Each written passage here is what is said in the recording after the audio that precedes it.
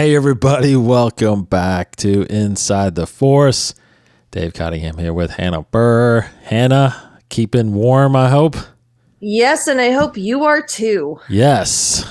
Yes. I think people that are in the States understand what we're talking about. It's like some big winter wonderland coming through here.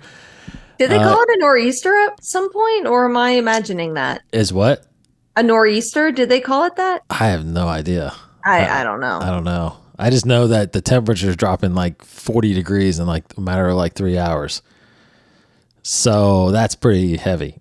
So we're going to try to knock this out before anything happens. And hopefully, God forbid, our electricity doesn't go out. But thanks everybody for joining us. We are just, a matter of days away from Christmas and a matter of a little over a week away from the final end of 2022. Mm-hmm. And a little bit of what we're going to mention on the news here is the full slate of what Disney is sending us through Lucasfilm and Star Wars for 2023. Some other news bits, and then we're going to later on, we're going to kind of continue our story, and our topic of what we had last week was, we were talking about certain genre movies or movie directors and creators that we would like to see make some Star Wars movies. We're kind of going to extend on that a little bit, and I think that'll be a little fun to talk about.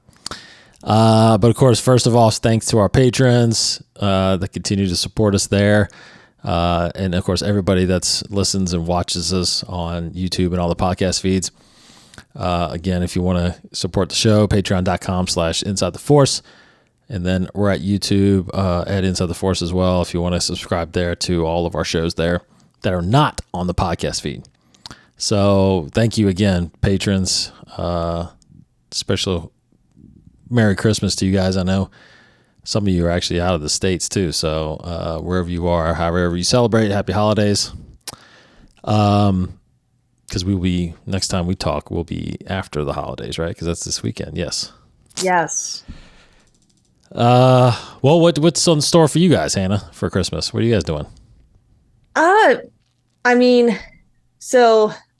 With my husband and I, every single year we kind of swap Thanksgiving and Christmas with whichever family we celebrate with. So this year it's with his family. So something very quiet. It'll be nice. It'll be very nice. Good. What about you?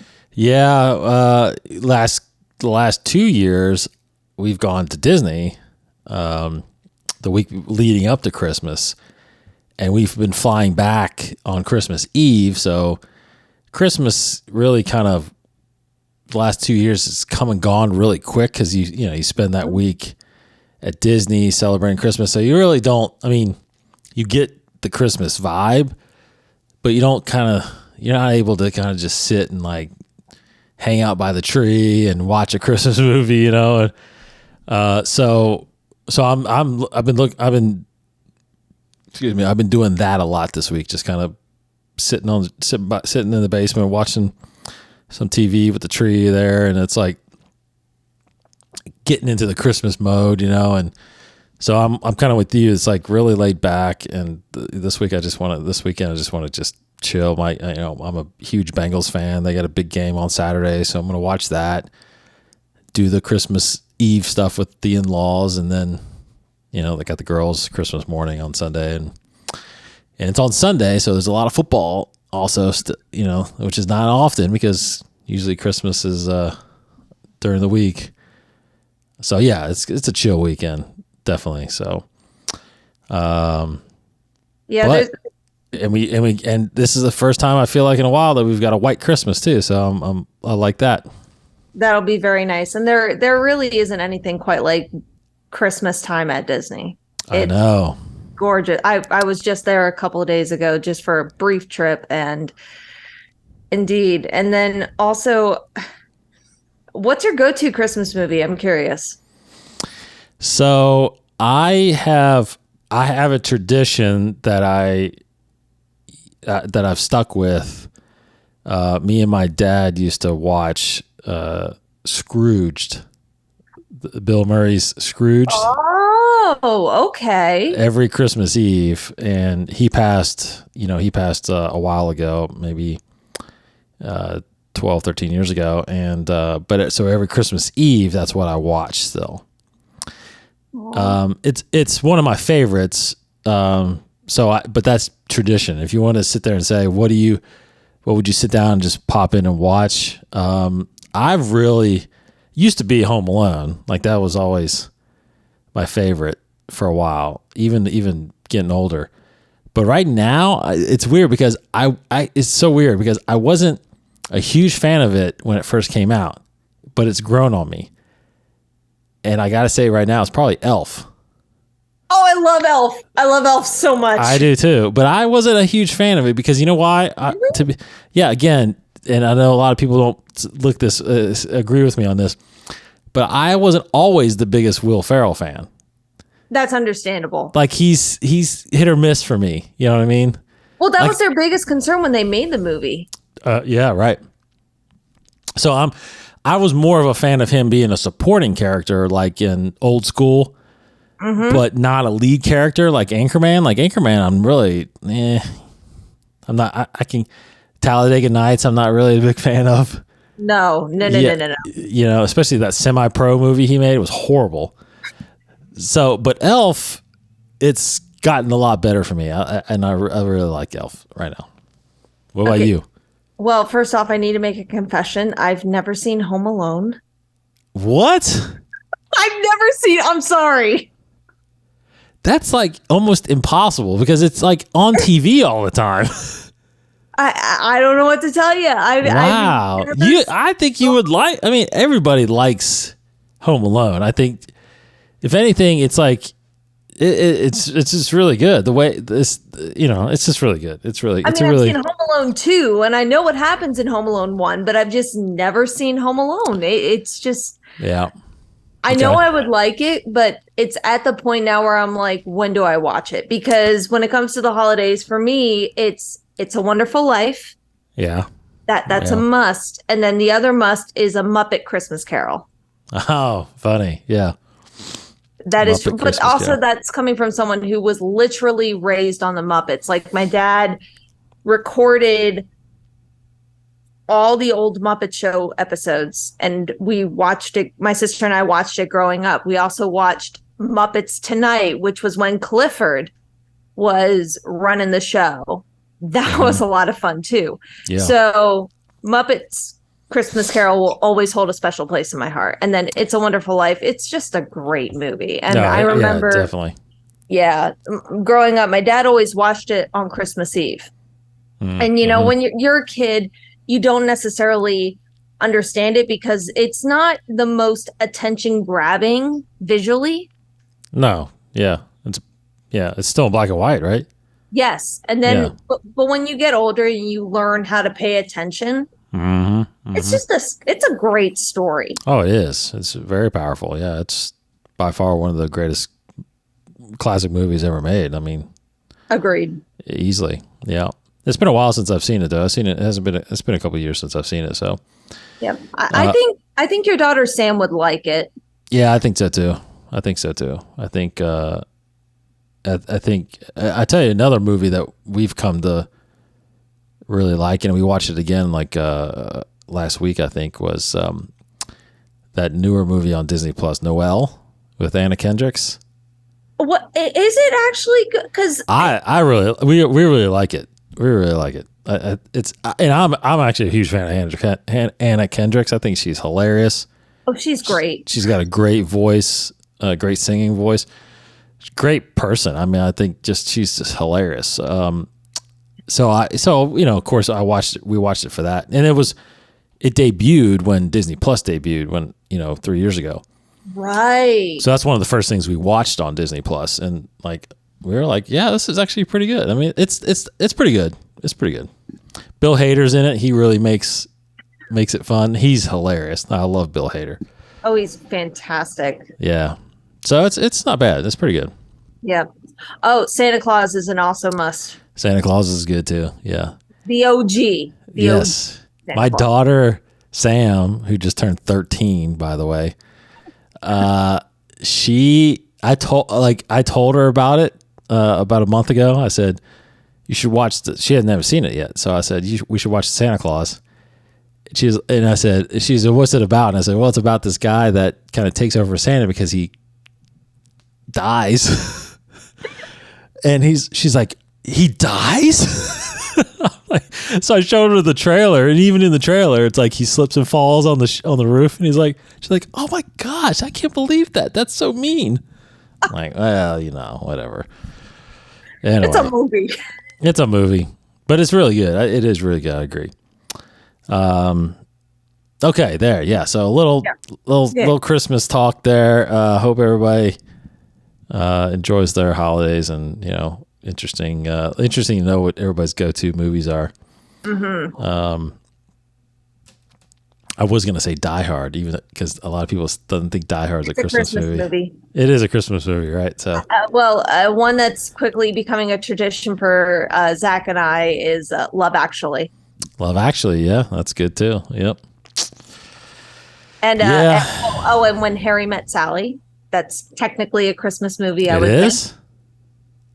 The end takes place during Christmas. Yeah, but the whole movie doesn't, though, right? The whole. Does it? No, because the time jumps, doesn't it? Doesn't Harry Met Sally? Yeah. There are a lot of people that claim that the Harry Potter movies are technically Christmas movies because they have winter scenes in them. So by that definition, it's got to be centered around, though. It's got to be like. Does it though? Yes, I think it does. Die Hard takes place during a Christmas party, but it's not centered around the Christmas party. No, but that's what I'm saying. Like it. But the whole movie takes place during that time, which is basically Christmas Eve. I think it's Christmas Eve is when Die Hard takes place. So it's like it's centered around Christmas. I mean, if there's one scene in an entire movie that's centered around Christmas, I don't think that's a Christmas movie. I'll tell you another Christmas movie real fast I just thought of that was on the other day I really like too is Just Friends. Have you ever seen Just Friends? I don't think I've ever seen Just Friends. With Ryan Reynolds and Amy Smart. Oh my God. I have. Yes. Yes. Again, see that he travels home for the holidays. So that's like a Christmas movie. So well, that's the signature storyline of every Hallmark film. Let's be honest. True. It is. So it definitely is a Christmas movie then. But it's a great movie. It is a great movie. It's great. Yeah. Lots of good ones out there. Mm-hmm. Of course, there's the Star Wars holiday specials. And I was just about to ask, is that anybody's favorite? The original one, probably not. They've got the new Lego one that came out. I think that came out last year. Yeah, that was fun. It was fun. Yeah, celebrating Life Day. Yeah, it was fun. I'm not huge into the Lego movies, but I mean, I love Lego Batman, and I love the Lego movie. The Lego movie, now that was good. That was incredible. Great. Yeah. Okay, let's talk Star Wars because that's what we are on Inside the Force, right? Star Wars podcast here. Some quick news here, real quick. One, I don't know if you knew this, Hannah. There were, I think it's confirmed. I don't think it's been fully confirmed, but what's been confirmed is that Mary Elizabeth Winstead. Do you know who that is? Yes. So she's in the Ahsoka series. Okay. But people were speculating for a while what she was going to be. Well, again, this is not Lucasfilm. This is not Lucasfilm. What do you call it? Why am I blanking on that? Approved, verified, official, verified. But apparently somebody's got the inside scoop, and now it's all over the place. But apparently she is playing Hera Syndulla, which kind of makes sense because that's kind of the only character left that people haven't known, and we know that she's definitely in it. Right. Because in that Ahsoka footage that you've seen, there's a shot of Hera from the back. So that's apparently who is playing her, which is fantastic. Now, did you know, maybe not a lot of people know this, did you know Do you know who Mary Elizabeth Winstead is married to? No. She's married to Ewan McGregor.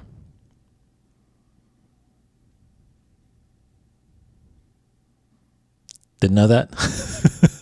You got this blank look on your face like you should have known that, but you don't. Yeah. Yeah, it's one of those like I should have known.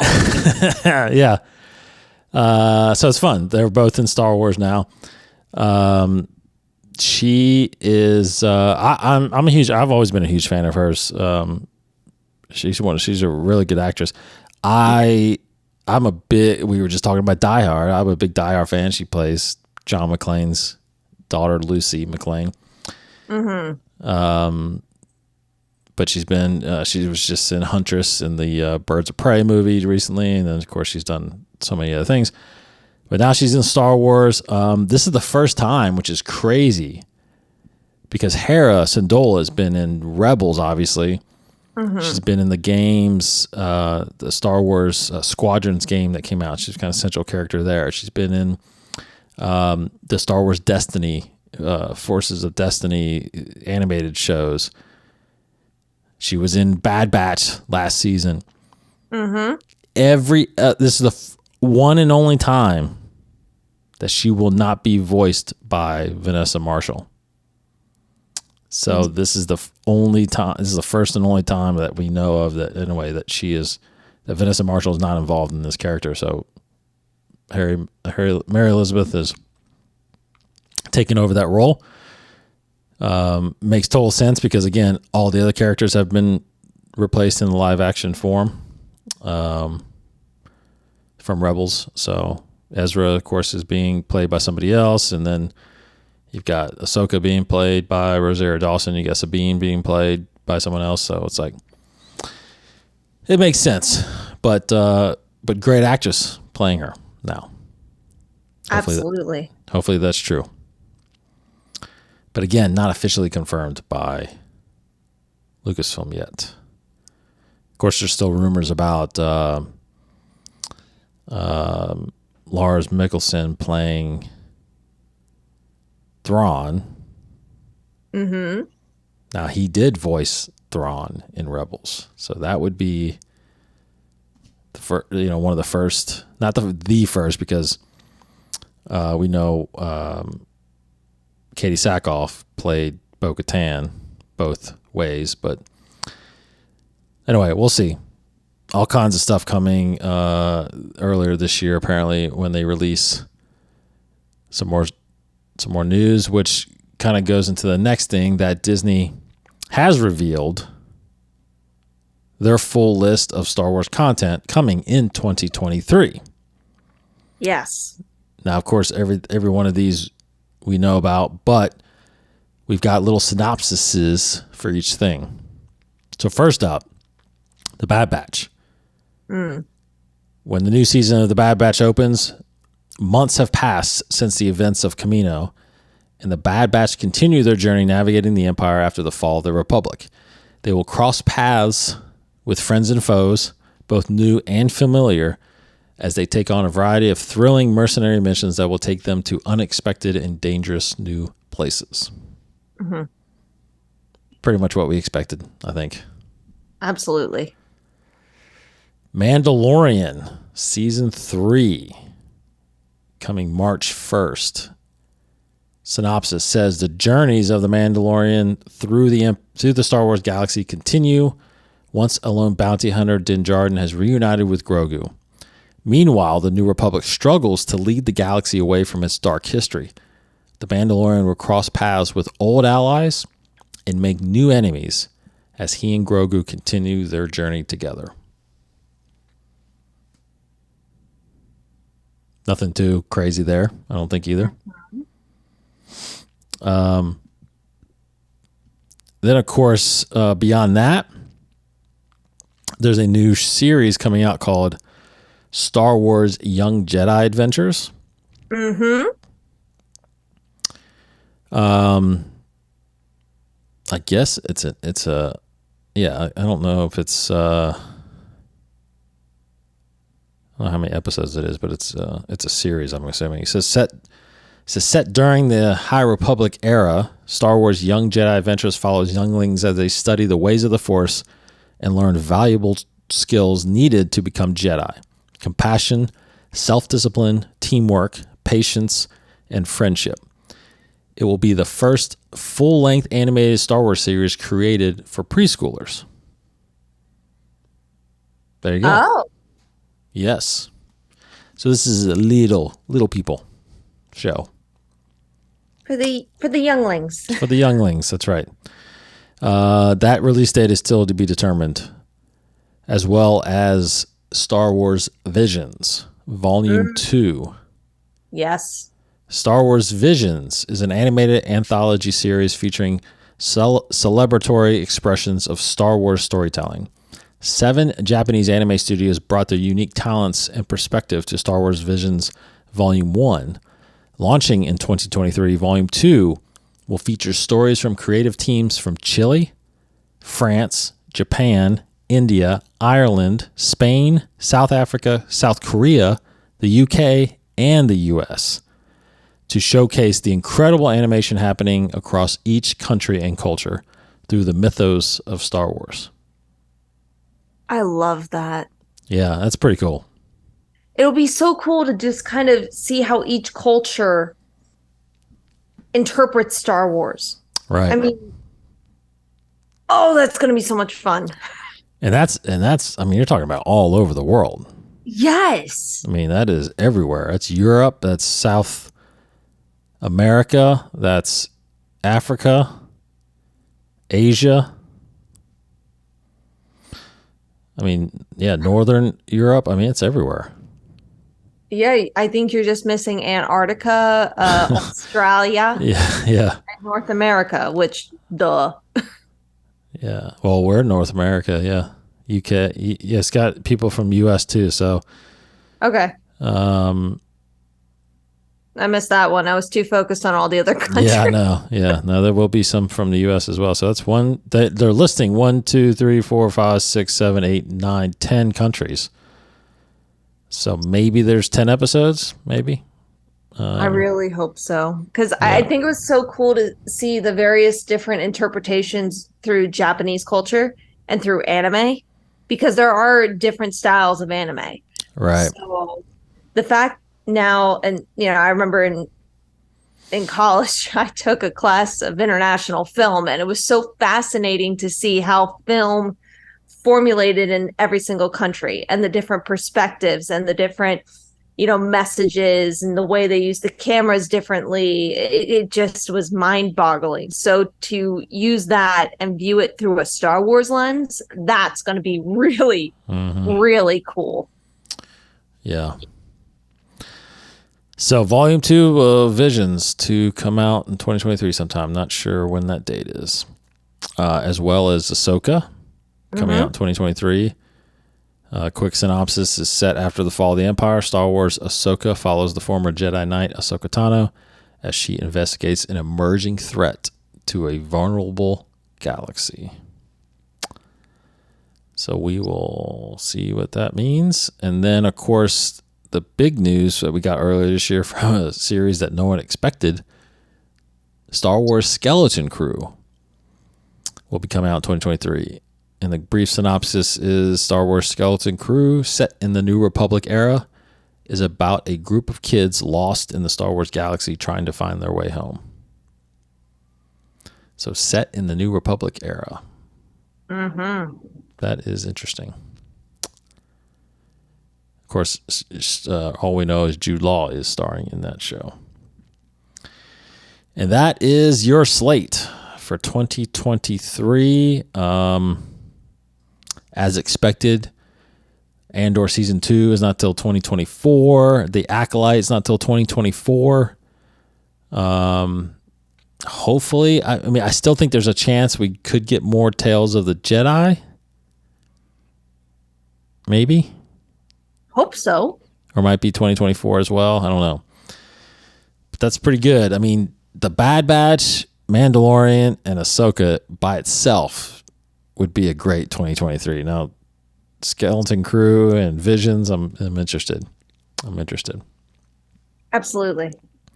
So what we'll do is I was telling Hannah before we recorded. So next week on our show, we'll kind of do a look back of 2022, our favorite moments and memories from Star Wars. And then the first week in the new year, we will be talking about what our expectations are of these shows and whatnot coming in 23, what we look forward to the most and things like that. So we've been kind of doing that on the show every year, kind of a look back and then a look ahead.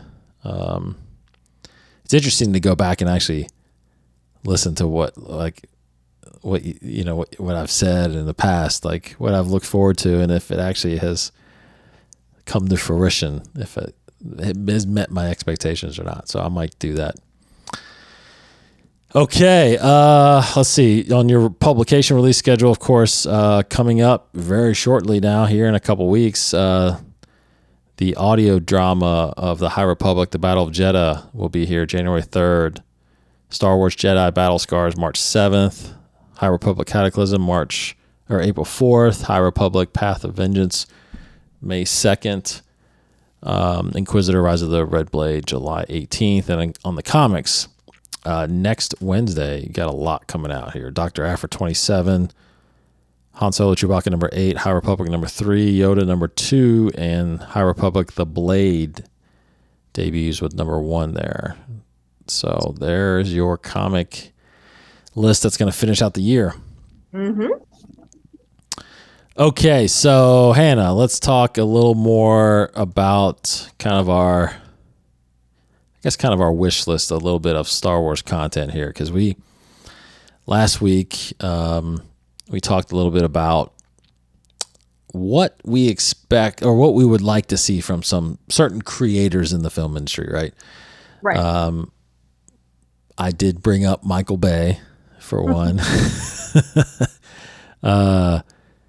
So we talked about kind of our own creators and people we like to see making Star Wars content. And a lot of it had to do with kind of the same styles or same genre, I guess, that we've been getting, which are basically action movies, right? Comedy or drama, action dramas, or whatever, how you want to say it, sci-fi dramas. Star Wars is a very, I mean, it's a serious subject, but it's got some comedy lines here and there. Obviously, Han Solo, Harrison Ford brings some comedy. You had mentioned before about Poe and Finn kind of adding some comedy to the sequel trilogy. So anyway, and I think, say what you will or not, Jar Jar was supposed to be kind of that comedic break in the prequels and whatnot, right? So anyway, it got to thinking after we had that conversation was, should Star Wars do a comedy? Like, how would that be perceived? How would that be, accepted? Because I'm not sure if you're aware, Hannah, do you ever remember hearing, I don't think me and you have talked about it. Do you remember ever hearing of a show that was getting created called Star Wars Detours? No. You never heard that? No. Okay. Yeah, I probably should have told you to look that up before. So I'm back looking it up right now. So back in I think it was 20. I want to say it was like 2010. No, it was earlier than that. I think it was 2007, because I think it was. Yes. So what Star Wars Detours was, maybe look up what year that was. I think it was supposed to come out in like 2012 or something like that. But I went to a Star Wars celebration, I think it was 2010, and it was revealed that Star Wars was making a comedy show, a comedy animated show from the people that brought us Robot Chicken. It was Seth Green and Matthew Seinrick. And they had met with George, because this is when George still owned Lucasfilm. And he was making a Star Wars comedy series that was going to come on Comedy Central. I was going to air on Comedy Central. And they had done 50 plus episodes or so. I mean, they had a ton of I I was fortunate to be at Celebration, saw the trailer and saw some extra scenes, and it was, there was a point where I don't know if it's centered around it, but there was a point where there was two stormtroopers. One was voiced by Breckin Meyer, the other one was Donald Faison. Mm-hmm. And they were just comedic guys. The whole thing was that the Emperor was trying to hide the fact that he was building the Death Star. So he would they acted like there was this shopping mall on the Death Star, and everybody would come there and not realize that what it is, right? It's actually a weapon to destroy planets. But it was a full-fledged comedy. And here's the thing, George even confirmed in an interview that I saw him at Celebration, this was canon. Like, this was canon stories. Yes. It was supposed to fit into the timeline at the time, which was just the Star Wars movies and Clone Wars, right? So it was very exciting. I mean, I think a lot of people at Star Wars Celebration was like, wow, we cannot wait for this. It was, plus, at the time, Robot Chicken was really big. Yes. They had put out their Star Wars specials and stuff like that, so, Seth Green and those guys were at the interview that I saw with George there at Celebration. So they were talking about it. It was crazy. I mean, and then all of a sudden, Lucasfilm sells to Disney and they canceled. They weren't going to release it because they bought the show. They bought Lucasfilm in 2012 and immediately canceled the release and went to work on Star Wars Rebels, which is the first animated series that we got from Disney. Anyway, long story short, we never got it. But I felt the anticipation for that, and I felt like being at Celebration and hearing people talk, it was like one of them things where people felt like they wanted to try something new from Star Wars, because the prequels kind of were hit or miss from some people. And Clone Wars was out, so everybody loved Clone Wars, obviously. But, they were like, okay, this is cool. Let's see what this is like. I mean, there was even a shot of Han Solo. I don't know, there was something where like people were fighting in a bar or something like that, and a fedora hat kind of fell, and he picks it up and puts it, it's like little subtle things like that. He looked like Indiana Jones. So I don't know. It was really neat. Anyway, comedy, Hannah, just, I guess first thought is what do you think about the idea? Should they put something out there? Maybe it's animated, maybe it's a movie. I mean, should Star Wars even attempt to get into that genre? Well, first off, that picture I showed you, that scared me. So I was like, thank God they did. The one of the Emperor? That terrified me. Yeah, it was obviously a style of animation, but a lot of it looked really good. I love claymation. But that was terrifying.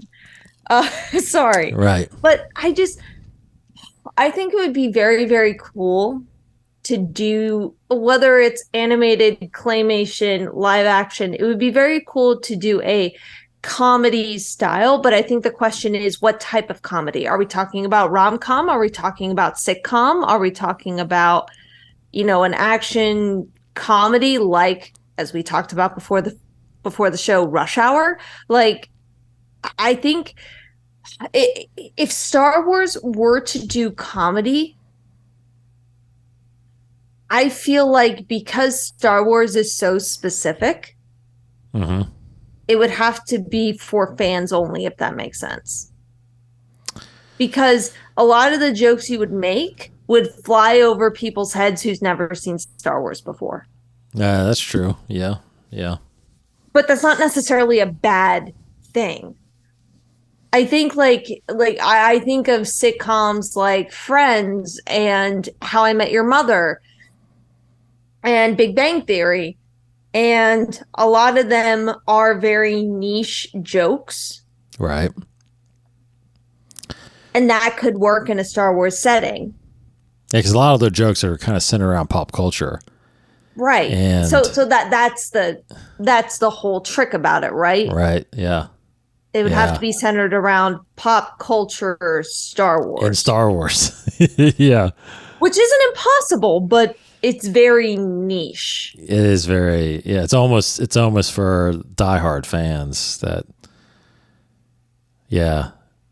But what you know of Star Wars fans, do you think that would be something that would be anticipated by the fan base? I don't know if they would anticipate it. I think it would be fun.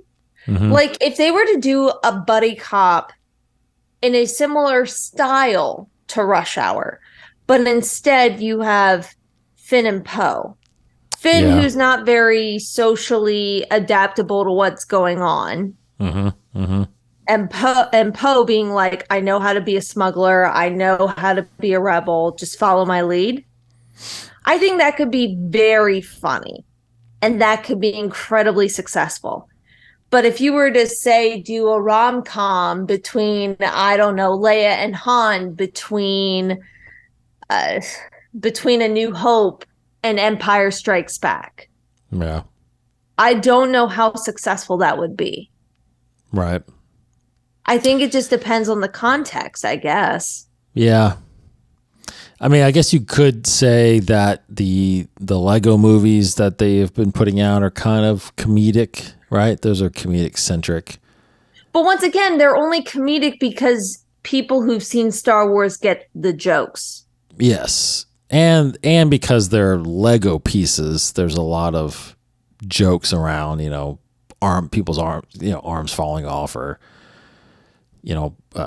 things falling apart because it's not built correctly, so it's like it's Lego comedy, right? It's not life comedy in a sense. So I think those are pretty well received because they keep making them. I think people are talking about them, but I think you're right. I think that if you can take a scenario that, I don't know, just places Star Wars characters in that scenario, and the comedy, I think the comedy part of it can be more between characters and almost like physical comedy as well, that can really drive it, than having to rely on the culture of Star Wars to kind of tell a joke, that people that an audience member would get. You could do that. Like I'm thinking, I keep thinking, when I think of comedies that make me like really laugh out loud, like I think of like something like The Hangover. Like, could you do a Hangover movie in Star Wars? Because the whole idea of that is really funny. Like they're looking for they don't remember the night before and they can't find their buddy. Like that would be pretty funny, I think, in Star Wars. You can't really do it now because then everybody knows you're repeating it. But it's like that kind of storyline where it's not really relied on jokes necessarily, but the situations that are funny. Oh, absolutely. Right. But I almost wonder, is the reason why they haven't done that is because there's almost an expectation at this point that something has to take place during a certain timeline. Something has to make canonical sense. True. Yeah. You're definitely tied with that. Yeah. So that's why it would have to be literally like brand new characters, right, in a part of the galaxy we've never been, maybe, or just on one of the levels in Coruscant, maybe. I don't know, a long, long, long time ago in a galaxy far, far, far, far away. Yeah. Just something that doesn't interfere with the main timeline. But would that be attractive to people? Like, would people, if they didn't see, if they realized, oh, this has no connection to anything, not even High Republic, not even Old Republic, it's just this. I mean, I would still watch it because that's new. That's unique. Okay, sure, let's go for it. But Monetarily, is it worth that risk? Yeah. Yes. I think that's the ultimate question, because I think that it's possible that, well, no, I take that back. I don't think that a lot of people would be excited for it. Mm-hmm. And you're right. I think it comes down to, well, does Disney want to spend the money to try? And I don't think they will. I don't think they ever will. But I'm like you. I'm interested in seeing what it would be like. Because there is that risk, obviously, right, of like it completely tanking, and then you just have that conversation again of fans saying, "Well, everything Disney puts out is crap, so why am I going to watch the next thing?" So you do start running into that issue for sure. I wonder if with the movie Solo, they started testing the waters a bit with comedy. Oh, yeah, that's true. And that movie did not do as well as both, and I think it's fair to say this, both you and I thought it would do. You and I really do like that movie. Yes. So I wonder, because there was a surprisingly amount of comedy in that movie. Would I call it a comedy? No, but there definitely were a lot of comedic parts. So I almost wonder if that was a test. Well, and I think, and again, I think if we remember the situation with that, it was even supposed to be more comedic. And they technically fired, Miller and Lord, because they felt like it was too funny. So, but that makes you wonder, like, well, maybe a lot of fans would have liked it that way. And maybe they should have kept it the way that it was going to be made. I know. Because I think it would have been still, adventurous and exciting as far as, action sequences. Because you still had probably, the train setting and, obviously Han and Chewbacca meeting. And then, of course, the towards the end, what happens. But like, Kessel and all that. But it's like, there's probably more comedic lines in it. There's probably more one-liners and things like that. So I don't know. I think maybe it would have made it better. I don't know. Because the comedy we're getting now is mainly, one-liners and maybe a quick situation or something like that, or characters are supposed to be the comedic support.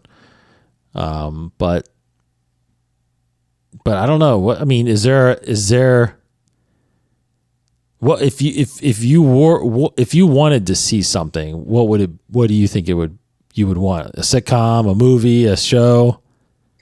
I think like part of me wants to say, let's go sitcom. Let's go all the way polar opposite. Let's do something incredibly different so that people aren't feeling like they're being fooled. They right. know what they're getting into. But the other part of me is like, let's see a rom-com. Let's see The Proposal, but in Star Wars. Yeah. That would be hilarious. Uh-huh.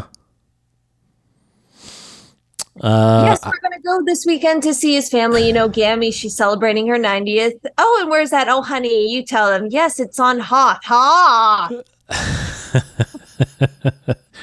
Yeah, I that's pretty good. I think, which if you go Proposal, that you're talking movie, right? So I think I'm going, I think I'd see a movie. I think a movie first.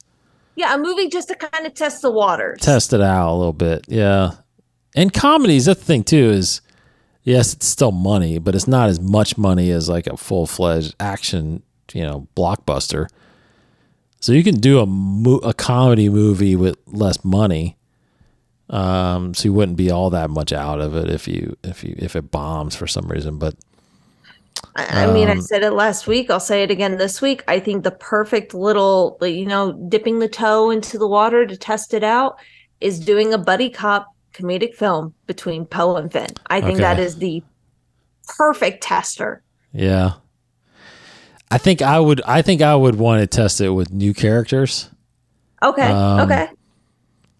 Because I knew you were going to say that, but like who are some of your favorite comedic actors that you would want to see in maybe a Star Wars thing? Steve Martin, Martin Short. Wow, Steve Martin, Martin Short. Interesting. Okay, you're down. going old school there. Old school. Come on, have you seen Wait, is it Murder or Murders in the Building? I think it's Murder in the Building. Murder in the Building. Yeah, I haven't seen that yet. No. Is that that's a Hulu? Is that a Hulu thing? I think it's Hulu. Yeah. But it's really, really good. But I've also, once again, I'm kind of an old soul. I've grown up with Steve Martin, Martin Short. Yeah, so. I watched them in the 80s. That's what I'm saying. It's like old school. They were the two of the three amigos. Yes. With Chevy Chase. Chevy, but those. No, I like those guys. I would say, I mean, I would say one way for me I would go, because he's such a popular person right now, to be honest, and I think he's very funny, is Ryan Reynolds. Yes. If you did something with Ryan Reynolds in Star Wars, I think that would be hilarious. Please. But if you want to go full-fledged like comedy, I mean, like a comedy actor, I mean, I wouldn't go as far. No, I don't want to go there. Oh no. Well, I was going to say Jim Carrey, but I think that's a little too far. I mean, I could see. Excuse me. Like honestly, what would be cool is like, well, that wasn't. Some people don't think it's a comedy, but I think it's comedy. You ever seen Swingers? I've not seen Swingers. Well, it's Jon Favreau and Vince Vaughn. Oh. Yes.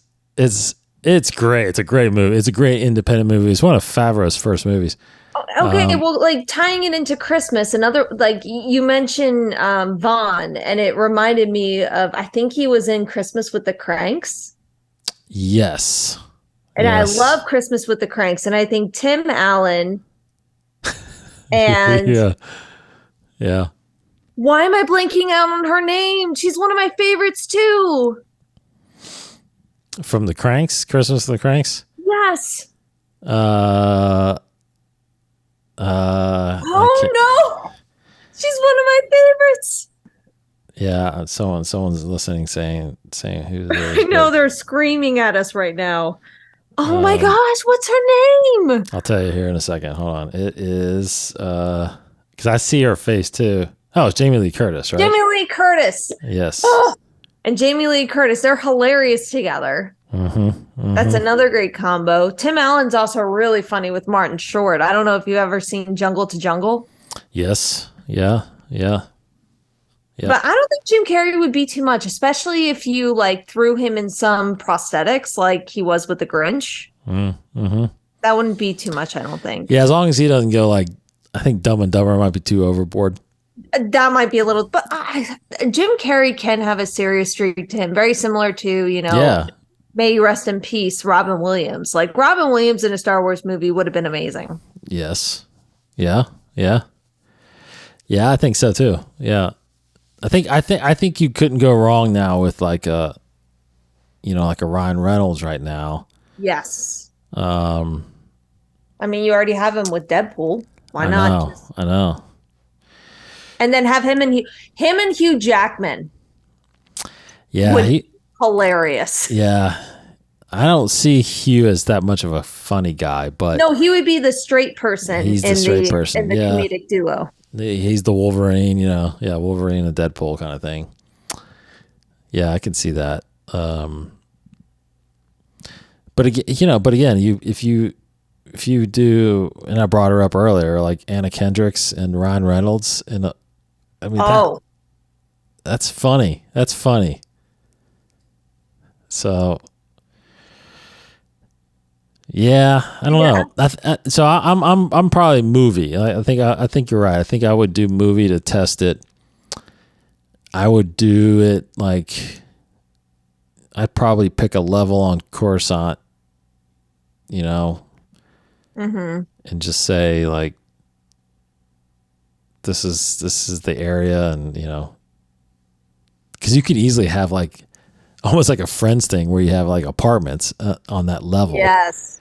And they live in this level and they go do their thing and they come back and you know. But they're better friends than friends, because the friends and friends are not good friends. Right. I was actually just trying to think of good women to cast. And I can't think, like, I mean, there's Rebel Wilson and Melissa McCarthy, but I don't know if they would. Yeah. Because they're very specific, and I don't know if that would work for Star Wars, if that makes sense. Yeah, totally. I know. Yeah, I don't know. I mean, there's definitely some funny women out there. Oh, there are. There are plenty. It's just they're not as popular. I think that's the ultimate problem. Yeah. Yeah. Because like there's this one actress who I can envision her. There's that Asian girl. I think she goes by Aquafina. She would be very funny. Yeah, she's hilarious. Yeah, she would be great. She was in Crazy Rich Asians and 10 Rings, Shang-Chi. I would die if Betty White. I know she's gone, but yes. I would die if Betty White was in a Star Wars movie. Mm-hmm. Mm-hmm. Yeah. Sandra Bullock can be really funny. Yeah, she definitely can be funny. Yeah. She's kind of like she's like a serious funny, like you laugh at her seriousness. Her deadpan. Yes. No, she's good. I like Sandra. Really Meryl Streep would be good too. That's my Alexa going off. Stop. Stop. Which one did you want? No, stop. Anyway. I definitely think you're right, though. I think at least having Ryan Reynolds would be crucial. Yeah. If we weren't going to stick with characters we already knew. I mean, can you imagine him as like a Jedi Knight, or a Jedi Master? And him just like, not really... him being like, what's his name from Master and Apprentice? That one Jedi who's like, oh, the Jedi code's really a guideline instead of actual rules. Was that Rael? Or what's his name? Ryle. Yeah. Ryle? Yeah, something like that. Something like that. I think him being talking about, that sort of character, or a Jack Sparrow character, just... Yeah, I just think that he would be... That would be pretty fun. Yeah, I would probably go there. I would probably laugh a lot at that. Oh yeah, and him just making him just making fun of the Jedi almost, Like, yes, it's like this is what we're supposed to be doing, but I'm not going to be, like. It is with the Force. Yeah, well, what's the Force? Exactly. Yeah. And he just hangs out at a bar too, just because it's so much pressure. Give me another free drink. That's right. I would totally do that. And like, what if he's kind of older now, but I was gonna say, what if like a kind of like a Jonah Hill character was his apprentice? No, you would need a. Who's a younger comedic actor right now? I don't know. I don't really watch the young stuff. Young stuff. Thanks, dude. Well, I'm not saying. I'm saying I'm trying to think of like someone that's like a teenager or in their 20s. I feel like so many faces are whipping in front of like I'm seeing them, but I'm not. Mm-hmm. I almost wonder if that's the case because Ryan Reynolds is such a big name that you bring in a no name. You bring in someone who isn't well known. Yeah, I think I'm thinking of like that next. I don't know who the next group of like American Pie actors are. I've never seen American Pie, but I know exactly what you mean, and that's the terrifying thing. Because you're talking about like Jason Biggs and Chris Klein. Allison, what's her name? Sean William Scott, you know, Shannon Elizabeth, and is there the next generation of upcoming actors? I don't know what that young comedy that's been. I don't know if it has been a young comedy come out in the last few years that's like a new group of actors. I don't know of it. I haven't seen it if it's out there. I think the only thing we could potentially reference to, and it's not really a comedy, but Wednesday. Yeah, Wednesday. Okay. What's her name? Ortega. Is it Jenna Ortega? Jenna Ortega, yeah. So she was in that Scream movie. I think because I was about to say maybe the Scream movies have the new Scream movie has a young group of actors in there now. Maybe. I almost wonder if Marvel could point us in that direction, but I don't know if they could. Well, Ms. Marvel was kind of a young group. Yeah, Yeah, they were good.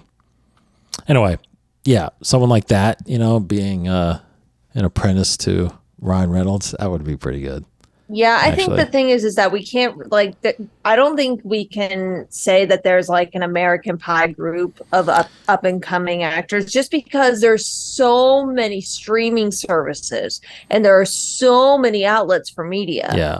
And that was such a lottery ticket with American Pie at the time. I mean, that was the perfect timing for that movie and perfect timing for those actors to join the because that was a big time. I remember when that came out. It was a massive hit, especially with my age, my generation of because I was just out of just in the middle of college, and you kind of just remember that kind of era in high school, graduating and stuff like that. So it was a huge hit. Plus, it was just it was the first time in a long time that you kind of got raunchy in the comedies, like it was a raunchy comedy. And, you had that genre in like the 80s. Yeah. Like with like Police Academy and, Porky's and Revenge of the Nerds and all that stuff. Like that's the stuff that I grew up in the 80s that were kind of raunchy comedies. And then it kind of died out in the early 90s. And then American Pie kind of brought it back in the late 90s. But, now that you bring that up, I feel like that's almost a prerequisite for a lot of comedies today. Is there has to be some level of raunchiness in it. Totally.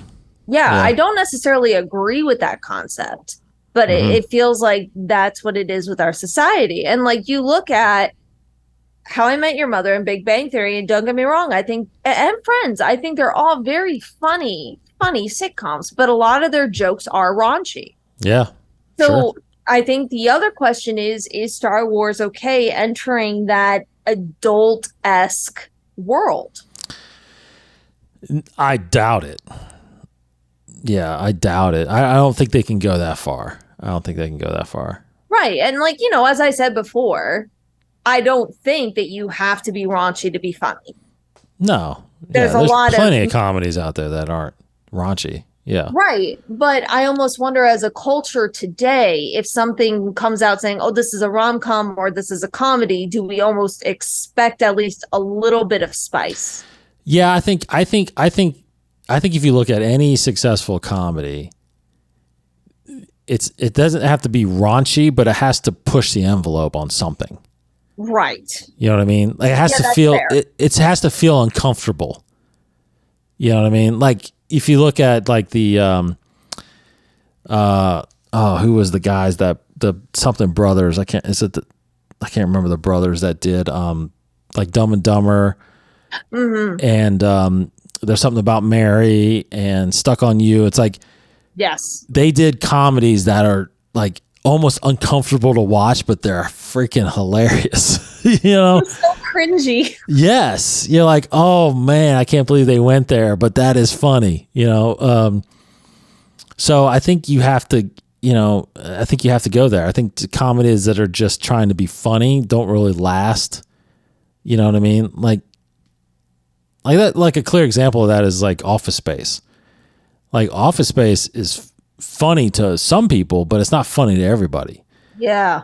And that doesn't really push the envelope anywhere. It's just trying to be funny. But you get into movies like, like we talked about Dumb and Dumber, or even like The Hangover or something like that. That's like, there's some American Pie. I mean, there's like it pushes the envelope a little bit for the audience. Like you're sitting in the theater sometimes, like, oh my god, they just went there, but it's funny. It's funny. So I agree with you. I don't think Star Wars can go there. I think, but they have to. If they would have to push the envelope somewhere. And fully. I wonder, like, don't get me wrong, it's not incredibly extreme, but there is some suggested content that we've seen in Andor, for example. Yes. Like as I said, it's not extreme, right? But it is suggested. Mm-hmm. Very artfully and tastefully done. But with that, do you think that's them trying to understand how far can we push the envelope before we cross the line?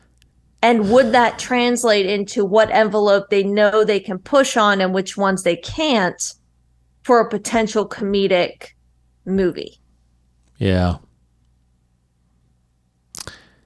Yeah, that's tough to say. I think they've tried.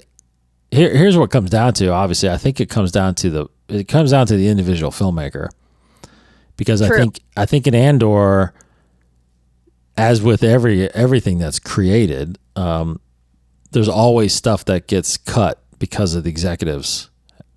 Say. So we don't know. There's probably more in Andor that didn't make it because the executives are probably like, no, that's too far, or that you can't go there. Because Andor probably would have been the one to do it. It was a different kind of genre, different style, of Star Wars. So I think if you gave a filmmaker, a comedic director, the reins to make a Star Wars comedy, I think they would shoot what they wanted, but then I think ultimately the executives would be like, yeah, that's too far. This is Disney, pal. We can't do that. So. Yeah. So it'd have to be the hands of somebody who that's what makes me wonder if Taika Waititi, if he was going to do like a dark comedy, because I feel like dark comedy is another way to kind of, yes, because like Jojo Rabbit is a fantastic movie and it's hilarious, right? But it's dark humor. Mm-hmm. Mm-hmm. So I think he could handle that material very well. Yeah, and that is a good question too to bring up. Is if Taika is still working on a movie, is he working on some kind of comedy movie? Because we know, obviously, he basically turned Thor movies into comedies. So that's an interesting point, because I think Ryan, the thing about it is, I don't know if we didn't go this far last week in it, but with The Last Jedi, there were a lot of comedic, like a lot of people felt like he went too comedy in some of those parts of The Last Jedi. Well, if you remember how it begins with Poe acting like he can't hear Hux on the intercom, and Hux starts doing these really weird faces. I remember sitting in there thinking, like, what the heck is going on here? This guy was like the most terrible Imperial or First Order officer in the first movie, and then all of a sudden he's like making weird faces. It's like and there was a lot of like things with Luke throwing the lightsaber over his shoulder. It's like he was trying to inject these comedy tones in Last Jedi that, in my opinion, fell flat most of the time. I would argue they fell flat because they didn't make sense. Not that it was... Again, in that genre of Star Wars, yes, you're right. But it's not like it didn't make sense necessarily in the genre. It didn't make sense in the story. That's not the characters we were set up with. Correct, yes. That's not Luke Skywalker. I think if that movie was taken out of context and we never met these characters before, and we knew nothing about them, I don't think those jokes would have fell flat, or at least a good chunk of them would not have fallen flat. Probably not, right? Mm-hmm. So I think in that case, it's just comedy that's not good comedy versus comedy trying to be forced. Right. Yeah. But I get what you're saying. I get people saying, "Oh, he was trying to do comedy too much." I would argue that if you've never seen any of the other Star Wars movies and that was your first introduction to Star Wars, those jokes wouldn't have fallen flat for you. Yeah. Maybe. But I understand the idea of like, where does comedy fit within Star Wars? Because it's obviously been there. We see it in the original trilogy. So like, is that something we can explore? I mean, we are exploring anime. We're now exploring how other countries view Star Wars in their cultures. Mm-hmm. It sounds like we might get more of a mystery thriller potentially with Acolyte. Yeah, like it's not confirmed, definitely. but that's a potential. That's definitely going to be that's going to be thriller. Yeah. So I guess the question is, will we ever be able to explore a true comedy with Star Wars, or is that just something that just doesn't fit? Yeah, I don't know. I think if it ever gets tested, I think they would do an animated thing first. A dark humor animated movie would be hilarious. Yeah, I think so. Like people are still holding out hope that Detours actually gets released sometime. That sounds like that would actually be quite thrilling. But I guarantee it now that there's contradictions in canon in that now. So you probably can't do it though. But I think something in that realm would make sense. Yeah. Like, and actually, you know what? Like they kind of hinted at it in Mandalorian. Remember, they had those two scout troopers that were kind of like, you remember that scene where they were like hitting Grogu and he was like, come on, man. You know, the way they were talking. I mean, it was like, oh my gosh. Right? Like if you were to follow again, like a couple stormtroopers or something like that, that could be funny. I'm sorry. All I can think of is the SNL skit of Undercover Boss, and it was Kylo Ren going undercover as Matt. That was hilarious. That was hilarious. I need my muffin, Matt. Yeah, and I even think one of those scout troopers in that scene, I think one of them was Jason Sudeikis. Oh, was it really? Yes. That would have been from SNL. So I mean, you know, it's like they tested it a little bit there, right? And I think it was, but like you said, to me, it kind of felt awkward because Mandalorian's been so serious. Besides Grogu being all like cute and all, but like there wasn't really any comedy going on at all, really, in that show. The thing is, though, is that the whole purpose of comedy, and this is why I believe Les Mis the movie fell flat to me and was not a very enjoyable experience, is that one of the reasons why there's comedy in something that's very serious is to help the audience just kind of exhale, relieve tension. Mm-hmm. And that's why, like, the show Les Mis is so much better because they insert as much comedy as they can to help the audience feel like, okay, I can breathe. While in the movie, you never really got that chance. Yeah. So I feel like in The Mandalorian, they did insert moments where you could exhale, you could have that laughter, that release of tension. Mm-hmm. Mm-hmm. So you didn't feel incredibly awkward. But yeah, I don't know. Interesting. That was a lot longer conversation than I thought. So yeah, all good stuff. There's a lot there. Yeah, there's a lot there to consider and think about. So I'm interested in what comments we're going to get on that.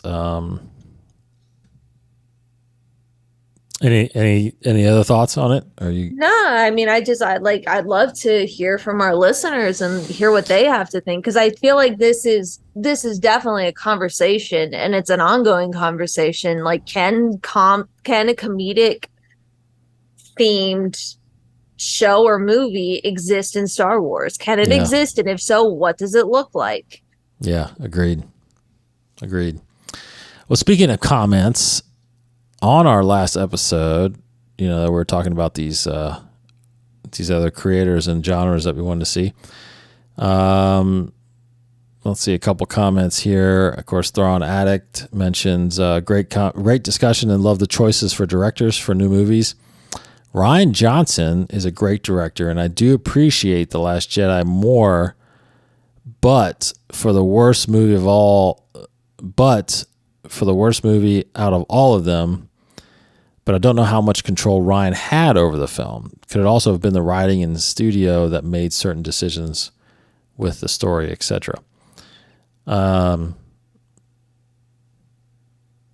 don't know. I mean, I think he had.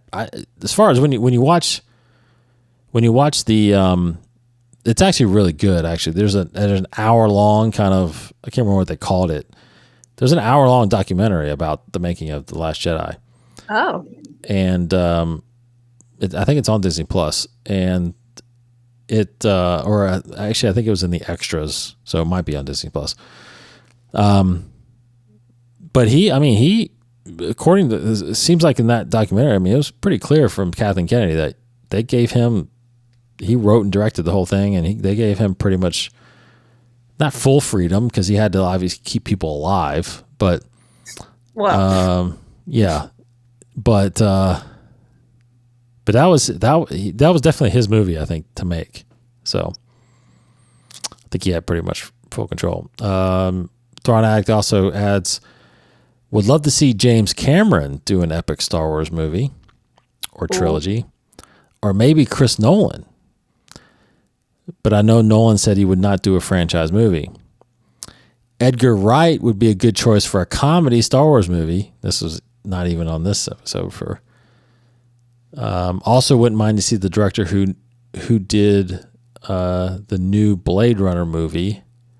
And yes. Dune. I don't know who did the new one. Who did that? But he also said, last one, give Ridley Scott Knights of the Old Republic. Yes. That's actually a great idea. I think that is like probably the best idea. Denis Villeneuve. Yeah, I don't know who that is. That's the director of Blade Runner 2049. Hmm. Good choices there. Ridley Scott, absolutely love Ridley Scott. I talked about Tony Scott, his brother. Mm-hmm. Ridley Scott, though, is, when it comes to period pieces, like obviously Gladiator, and he did a movie called Kingdom of Heaven, which is one of my favorite movies of all time. That's a great one. It didn't do well in the box office for some reason, but it is massive. I love it. It's a sleeper. Yep.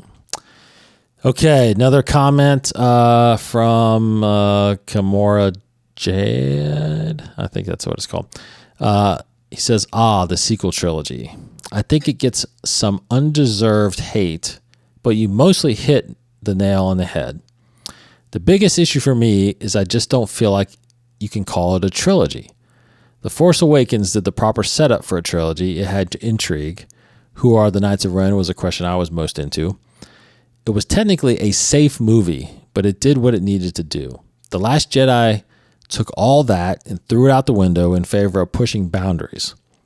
This would have been fine in a standalone movie, kind of like what you said, but not in something that is supposed to be a coherent trilogy. We're left with the Rise of Skywalker spending the first half of the movie trying to play catch-up with the ground that wasn't covered in The Last Jedi to further what was set up in The Force Awakens. Makes it all feel very rushed and sloppy. I really wonder why Disney didn't make them at least storyboard the main points of the trilogy first, because as a whole, the sequels feel like two directors going to war on their individual visions of Star Wars. I wouldn't say I loved The Last Jedi, but I did really like the connection between Rey and Kylo. It's one of my favorite things from the sequel trilogy. I'm super excited, though, if all the canceling DC things that James Gunn is I'm super excited through all the canceling DC things that James Gunn is doing means Patty Jenkins will be free to go make Rogue Squadron. The first Wonder Woman was great. Wonder Woman 1984. I remember reading she didn't have the same amount of control, which tanked it. I think Disney has been learning how to give the directors the right amount of freedoms. So I have faith she could pull off a really good movie. Good comments there. Yeah, I agree with you a little bit on pretty much on the story, the two different directors kind of thing. I'm going to steal that because that just hits the nail on the head. Yeah. It does not feel like a trilogy. It feels so destroyed. Like you verbalized my problem with the sequels. Good. So thank you for giving me the words. Yeah. To use. No, I have always believed that I wished that J.J. Abrams would have done all three of them. Yes. I think it would have been cool to see what he would have come up with. Or at least carry his story. Don't just say, yeah, screw what you did. Let me do my own thing. Right. Yeah. Now, I want to say, maybe he's right about the Patty Jenkins thing, but I thought I had read that because of the success of the first Wonder Woman, they gave her more freedom in the second one, to make what she wanted to make, and that's I think it was horrible. So I heard conflicting there, because usually that's what happens is when a director makes a successful movie, the studio says, okay, well, here, go make another one because you're on, you're peaking right now.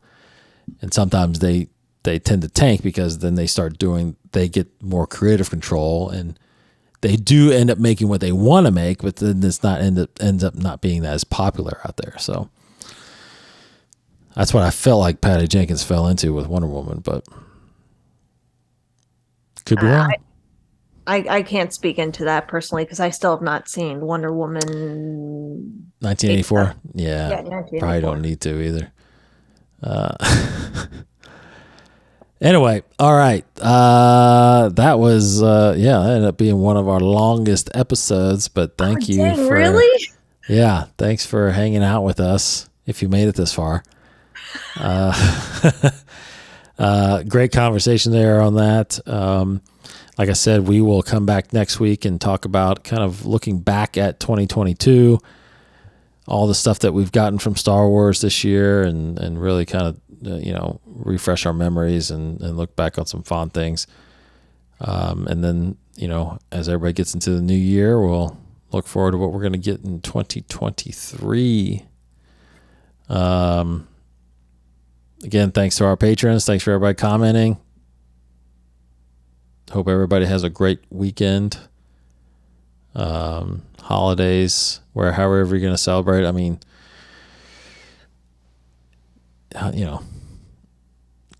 spend it with family, spend it with Star Wars, whatever you can do. Mm-hmm. Thanks, Hannah, as always. Thank you so very much. Yes, I'm eager to see how the weather is because we still have power, thankfully, so we're good. Here's hoping. I was this whole time I'm thinking like, man, what am I gonna do if all of a sudden her camera goes off? Because it's getting cold out there. In fact, I was gonna look it up. It's like, baby, it's cold outside. It says it's down to 17 right now. What? So I was gonna take my dog outside. I don't think I will anymore. Well, you better hurry because it's about to get down to like 6 here in a little while. So all right. Thanks, everybody. Have a great and safe weekend. Happy holidays. Merry Christmas. Hannah, thank you so much. Thank you. Enjoy your weekend. We'll see you next week. Take care. May the Force be with you.